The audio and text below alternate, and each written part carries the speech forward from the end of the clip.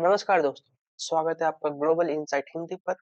दोस्तों, middle east से एक ऐसी खबर आ रही है जिसने पूरी दुनिया को हिला कर रख दिया है।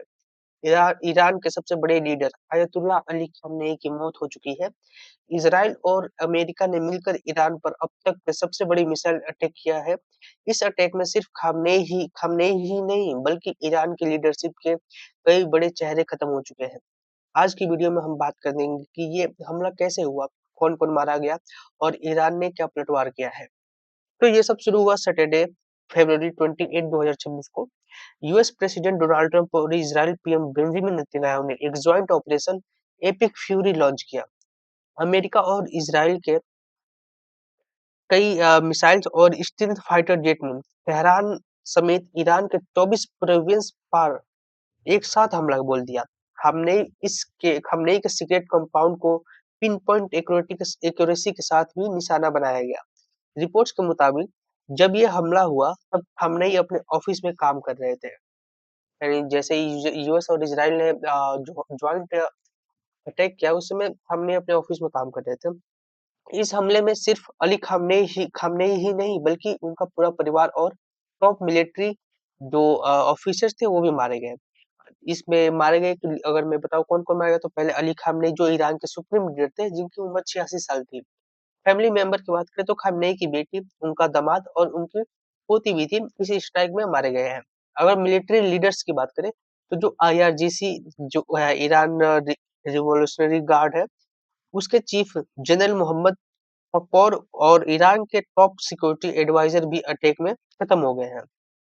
न्यूक्लियर साइंटिस्ट इजराइल ने क्लेम किया है कि उन्होंने ईरान के न्यूक्लियर प्रोग्राम से जुड़े बड़े लीडर्स को भी मार दिया है।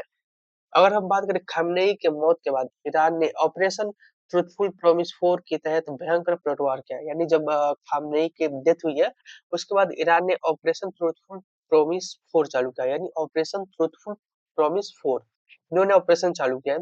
इसके तहत इजराइल पर हमला बोला है, यूएस बेसेस पर हमला बोला है, गल्फ कंट्रीज पर हमला बोला है और साथ ही में अगर मैं बताते चलूँ को जो यूएई का डिफेंस सिस्टम है, जो एयर डिफेंस सिस्टम है यूएई का, ईरान ने उसे तबाह कर दिया है। यानी ईरान ने उसको 80 मिसाइल से और 400 से 500 ड्रोन्स यूएई की तरफ टारगेट किए हैं, जिससे यूएई का जो एयर डिफेंस सिस्टम था वो तबाह हो चुका है।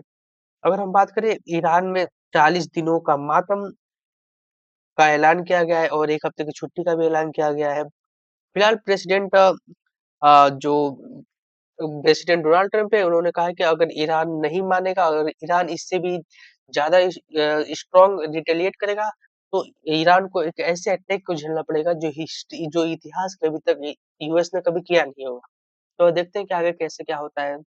और बाकी आप बताओ आपको क्या लगता है कि ये वार कहाँ तक जाकर रुकेगा? और अली खामेनेई के मौत के बाद से यानी डेथ के बाद से अभी सीन क्या होगा? क्योंकि ईरान ने तो कसम खाई है कि अब वो अपनी पूरी ताकत के साथ लड़ेंगे और बाकी जो भी यूएस के एयर बेसेस है मिडिल ईस्ट में सऊदी हो गया, कतर हो गया, कुवैत हो गया, यूएई हो गया, दुबई हो गया, उन सबको वो नहीं छोड़ेंगे। सबको वो डिस्ट्रॉय करेंगे और बाकी अमेरिका को भी वो नुकसान पहुँचाएँगे और इज़राइल को खत्म करेंगे। उन्होंने ये कसम खाई है। अब आप बताओ कैसे क्या होगा? बाकी अगले टॉपिक के लिए मिलता है। जय हिंद।